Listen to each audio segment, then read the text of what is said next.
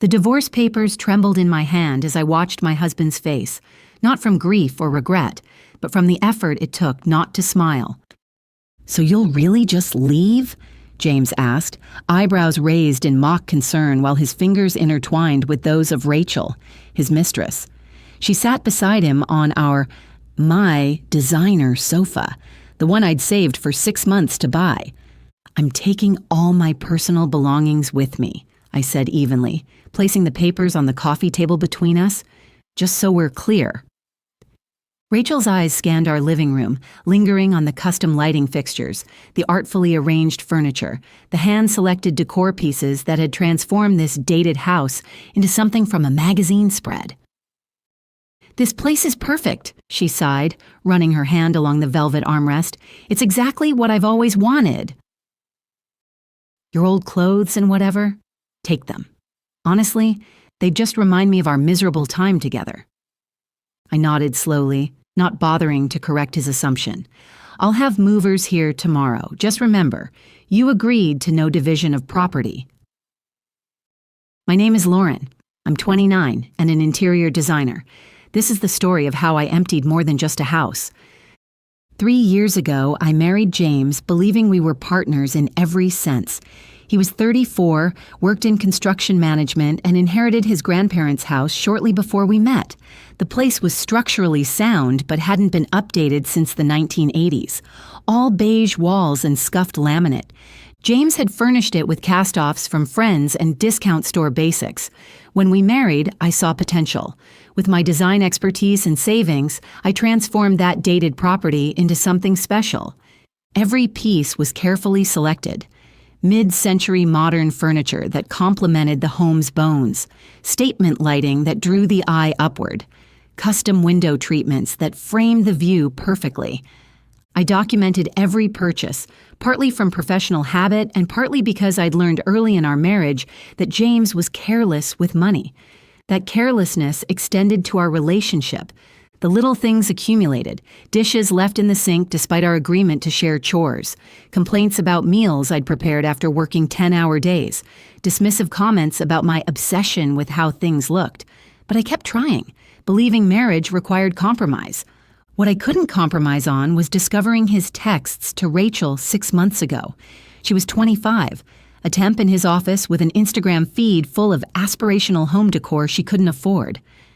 Their messages made it clear what had drawn her to my husband, access to the beautiful home she assumed he had created. "James has such amazing taste," she'd written to a friend. "His wife just works all the time and doesn't appreciate what he's built." I saved screenshots of everything, the messages, the dinner dates, the hotel receipts. Not for confrontation, but for confirmation. I needed to be certain before making my next move. When I finally contacted Rachel directly, suggesting we all meet to discuss the situation, she seemed more excited than ashamed. She arrived at our house wearing a dress that cost more than she made in a week, clearly purchased for the occasion. "I just want you to know," she said immediately, leaning forward with practiced sympathy. "I never meant to hurt you, but when two people connect the way James and I have—" "Let's just get this over with," I interrupted, sliding the divorce papers across the table. "James and I agreed before marriage. No division of property in case of divorce." Rachel's eyes lit up. She squeezed James's hand. "See? I told you she'd be reasonable." James nodded, relief evident in his shoulders. Lauren, has always been practical. It's one of her better qualities." The slip didn't surprise me. He'd been calling me by the wrong name for months now. "Let me show you around," Rachel said suddenly, standing up. "I have so many ideas for this place." I watched silently as she walked through my carefully curated rooms, trailing her fingers over surfaces, mentally replacing my presence. "These light fixtures are amazing, and this dining table, is it custom?" "It is," I said. "Everything here was specifically chosen to complement the space." "Perfect," she breathed. "I wouldn't change a thing."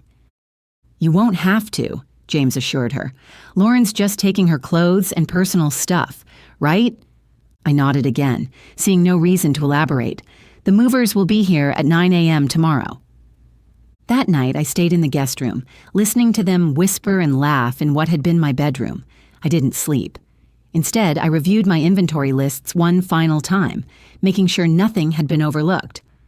The movers arrived precisely at 9 a.m. the next morning. 2 large trucks and 6 workers. I'd hired the best company in the city, one I often collaborated with for my design clients. "Morning, Ms. Turner," the foreman said. "We've got the inventory list you sent. Comprehensive job today, huh?" James and Rachel emerged from the bedroom, still in robes, looking annoyed at the commotion. "Why are there 2 trucks?" Rachel asked, frowning as workers began carefully removing the living room artwork. "How many clothes do you have?" I didn't answer, just handed the foreman my tablet with the complete inventory. The men worked efficiently, wrapping each piece of furniture in protective blankets, detaching light fixtures with care, even removing the custom window treatments. It took 20 minutes for James to realize what was happening. "What the hell?" he shouted, rushing toward the workers who were dismantling the sectional sofa. "Stop, that's my couch!" I handed him a folder. "Here are the receipts. Every piece of furniture, every appliance, every light fixture and piece of decor was purchased by me, with my money, after we married." His face drained of color as he flipped through the pages. "You can't. We've been using these things for years." "Usage doesn't transfer ownership," I said, and we agreed. No division of property. "You're taking everything?" Rachel's voice rose to a near scream. "Not the house," I clarified. "That belongs to James. Just everything in it." By noon, the living room was empty except for the built-in shelves. By 2 p.m., the kitchen contained nothing but the cabinets and countertops. By 4 p.m., even the curtain rods had been removed. James alternated between pleading and threatening. "You'll regret this," he hissed while the workers carefully packaged the surround sound system. "I'll sue you." "On what grounds?" I asked quietly. "We agreed in writing. No division of property. You keep what's yours. I keep what's mine." As the workers began loading the last truck, a small panel van pulled up.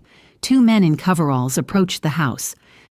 "Mrs. Turner, we're here for the wallpaper removal." Rachel, who had been sitting silently on the floor since the dining chairs had been taken, looked up in horror. "The wallpaper?" "Custom printed," I explained, "designed specifically for this house. Cost nearly $8,000, my company." "You can't take the walls," James shouted. "Not the walls," I corrected. "Just what's on them. Like you said, I'm taking all my personal belongings." I left them standing in an empty house with bare walls and exposed outlets where my designer sconces had hung. The house looked older than before I'd transformed it, all the flaws now visible without my carefully placed distractions. 2 weeks later, James called. His voice had lost the confidence that had once attracted me. "Lauren, please," he began. "Rachel left. She said she couldn't live like this. We need your help." "We?" I asked. "I meant, I need your help. I was wrong about everything." "Wrong about what? Specifically?" I asked, though I knew exactly what he meant. He sighed.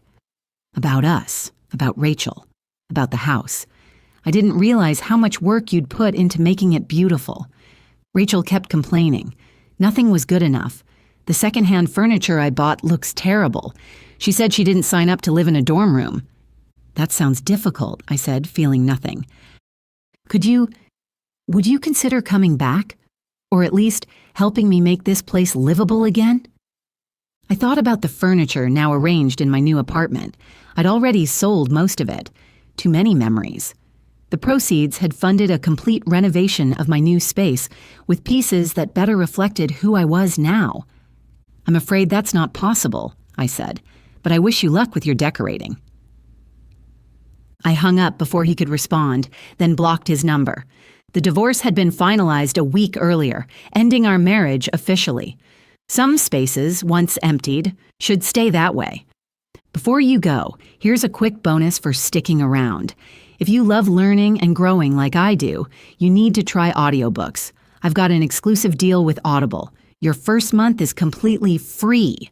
That's access to over 500,000 titles, 0 cost to you. All the details are waiting in the description. Don't miss this one.